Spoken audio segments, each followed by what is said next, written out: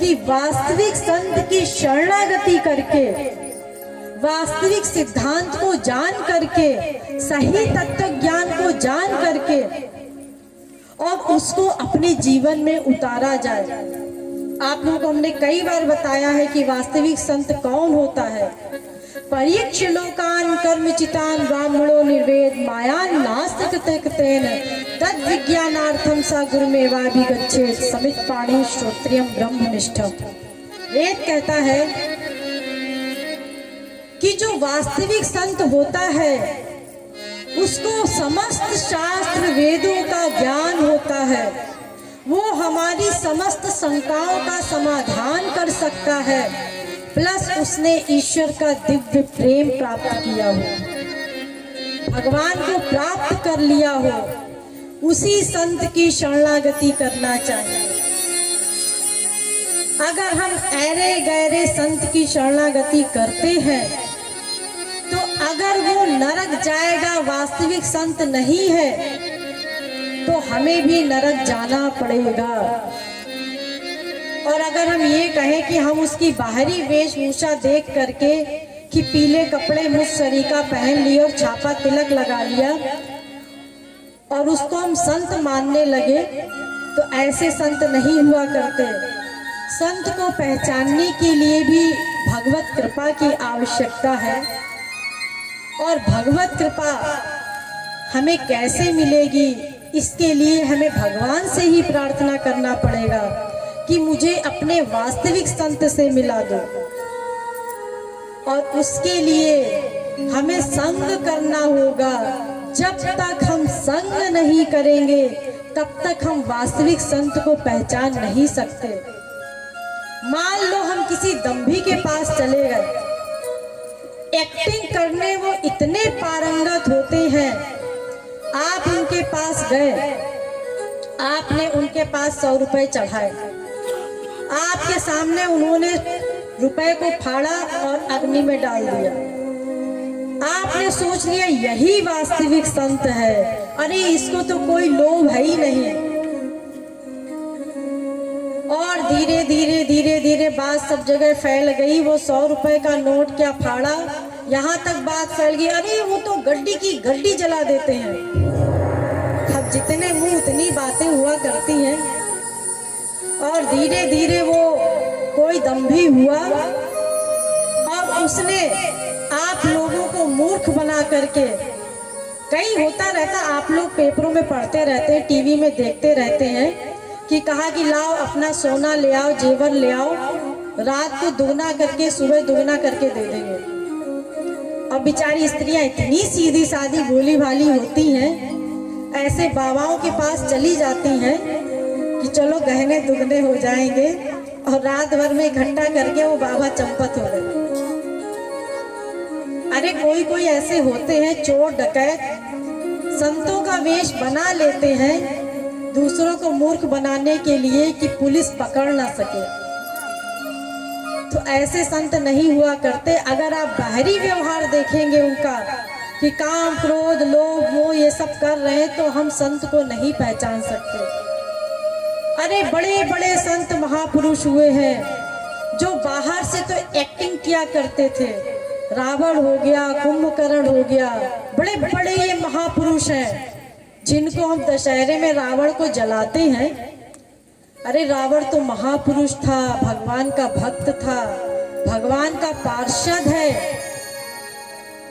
जो मैंने आप लोगों को कल बताया था, जय विजय को श्राप मिला था, तो एक उसका जन्म हुआ था हिरण्यकश्यप और हिरण्याक्ष के रूप में, और दूसरा जन्म हुआ था रावण और कुंभकर्ण के रूप में, और तीसरा जन्म हुआ था शिशुपाल और दंतवक्र के रूप में।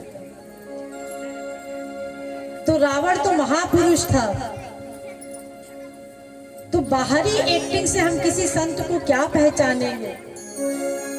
भीतर उसका जानना है, भीतर वो हम संत की कृपा से ही जान सकते हैं। अगर हम अहंकार में जाते हैं किसी वास्तविक संत के पास कि इसको जरा देखते हैं ये वास्तविक संत है कि नहीं, तो वो आपके सामने ऐसी एक्टिंग करेगा काम क्रोध लोभ मोह आदि की कि आप लोग चक्कर में पड़ वास्तविक संत को खो देंगे।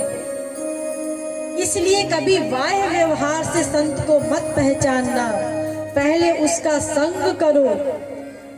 धीरे धीरे जब संग करेंगे तो उसमें जो भगवत गुण है वो अपने आप ही दिखने लगते हैं। उसके लिए किसी से पूछने की आवश्यकता नहीं है, या एक दिन में आप चाहें कि दिख जाए तो एक दिन में नहीं दिखेंगे। उसके लिए सही संग करना पड़ेगा।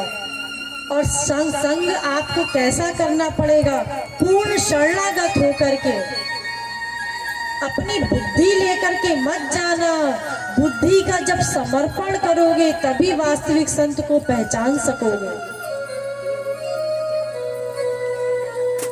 तो उन्होंने रहुगणों को उपदेश दिया कि वास्तविक संत की जब तक शरणागति नहीं करोगे, उनकी चरण धूल को, उनके सिद्धांतों को अपने हृदय में नहीं उतारोगे, उनके बताए अनुसार साधना नहीं करोगे, तब तक किसी जीव का कल्याण नहीं हो सकता।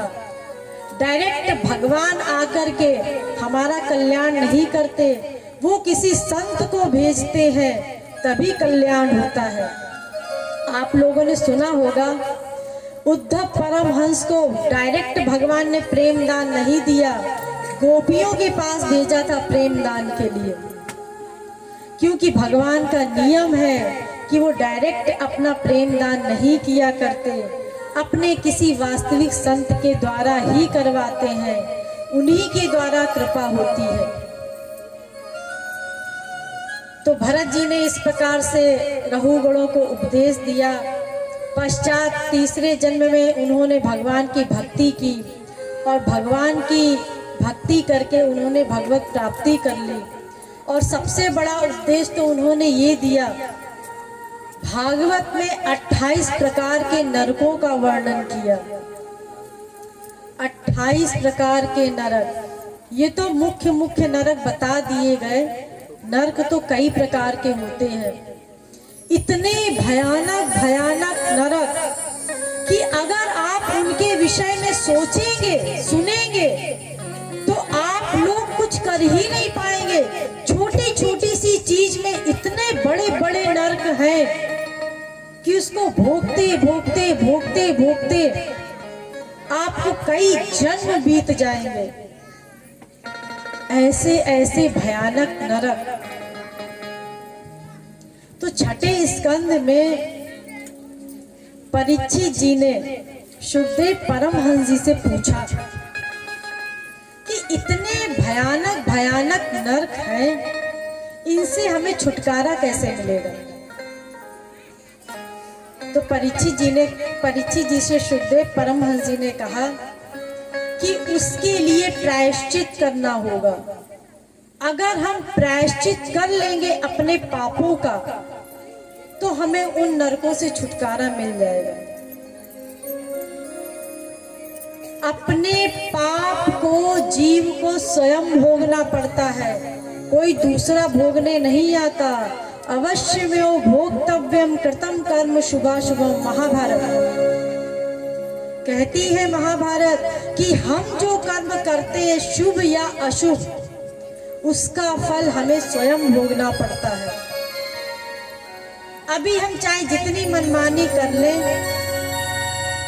अरे कौन सुबह उठ करके भगवान की भक्ति करे 4 बजे से उठ करके? कौन ब्रह्म मुहूर्त में उठे? कौन राधे राधे करे? अगर अभी हम आप लोगों से कह दें कि 4 बजे हमारे यहाँ आ जाना, जहाँ हम रुके हुए हैं, हम लोग सुबह 4 बजे उठ करके ब्रह्म मुहूर्त में कीर्तन करते हैं। आप लोगों में से कितने आएंगे मुझे नहीं पता। कहेंगे अरे 3, 4, 5 घंटे तो वहां बैठे रहो, सुबह से फिर लग जाओ।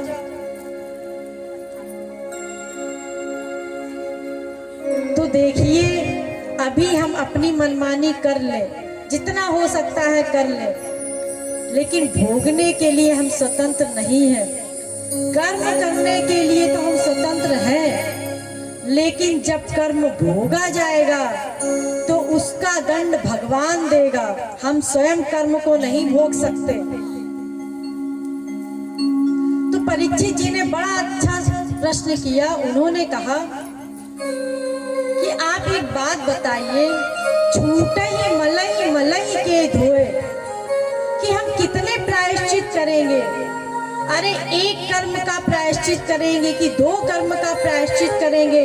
हम तो प्रति क्षण पाप कर रहे हैं, प्रति क्षण अपराध कर रहे हैं, कितने पापों का प्रायश्चित करेंगे।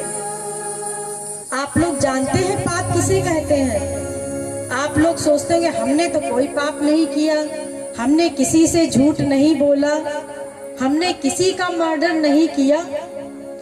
तो सुन लीजिए पाप की परिभाषा क्या है।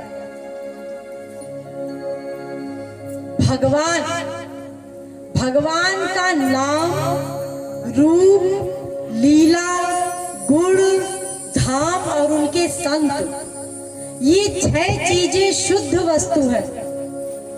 ध्यान दीजिए, इन 6 चीजों को छोड़कर हमारा जहां भी मन जाएगा वो सब पाप है। क्यों? क्योंकि ये सब चीजें शुद्ध है। इन सब चीजों को छोड़ करके सभी वस्तुएं, सभी व्यक्ति माइक है, और जो माइक है, माया के अंडर में है, वो पाप के सिवा कुछ नहीं कर सकता। तो हम माइक जीव का, माइक वस्तु का अगर चिंतन कर रहे हैं तो इसका मतलब हम पाप कर रहे हैं। तो आप लोग समझ सकते हैं कि आप लोग कितना पाप करते हैं। निरंतर पाप करते हैं। बस उतने क्षण हमारा पाप नहीं है जितने क्षण हमारा मन भगवान में और किसी वास्तविक संत में लगा हुआ है। बस उतनी देर हम बचे हुए हैं, बाकी प्रत्येक क्षण हम पाप कर रहे हैं। तो परीक्षित जी ने कहा कि हम कितने पापों का प्रायश्चित करेंगे। तो सुखदेव परमहंस जी ने कहा ये तो ठीक है, लेकिन उसके लिए हमें एक काम करना होगा। अगर हम भगवान के नाम का सहारा लेते हैं तो हमें पापों से मुक्ति मिल सकती है। भगवान के नाम का सहारा लेकर के पाप करने की प्रवृत्ति ही समाप्त हो जाती है। जितना हम भगवत भक्ति करेंगे, जितनी ही भगवत भक्ति करते जाएंगे, उतनी ही मात्रा में हमारा अंतःकरण शुद्ध होता चला जाएगा। और जितनी मात्रा में हमारा अंतःकरण शुद्ध होता चला जाएगा, उतनी ही मात्रा में हम पाप करना कम करते चले जाएंगे। और जब हम करते जाएंगे, भक्ति करते जाएंगे, तो एक दिन हमारी पाप करने की वृत्ति बिल्कुल समाप्त हो जाएगी। तो इसलिए भगवान नाम का सहारा लेना है। भगवान नाम का सहारा हम लेंगे तो हमें पापों से मुक्ति मिल जाएगी, पापों से छुटकारा मिल जाएगा। तो इसलिए भगवान के नाम का सहारा लीजिए। जब भगवान के नाम का हम सहारा लेते रहेंगे तभी हमारा अंतःकरण शुद्ध होगा। भगवान के नाम का सहारा लेंगे तो हमारा जो अंतःकरण मलिन है, भगवान के प्रेम में जब हम रोएंगे, तड़पेंगे, आंसू बहाएंगे, तो धीरे धीरे हमारा अंतःकरण शुद्ध होता चला जाएगा। और जैसे ही शुद्ध होता चला जाएगा, वैसे ही एक दिन हमें भगवान का आनंद, भगवान का प्रेम मिल जाएगा और हमारी पाप करने की वृत्ति भी सदा सदा के लिए समाप्त हो जाएगी। अब भगवान नाम की बात आई है तो थोड़ी सी देर 2 मिनट आप लोग सिर्फ नाम संकीर्तन कर लीजिए, पश्चात आगे की कथा श्रवण कर।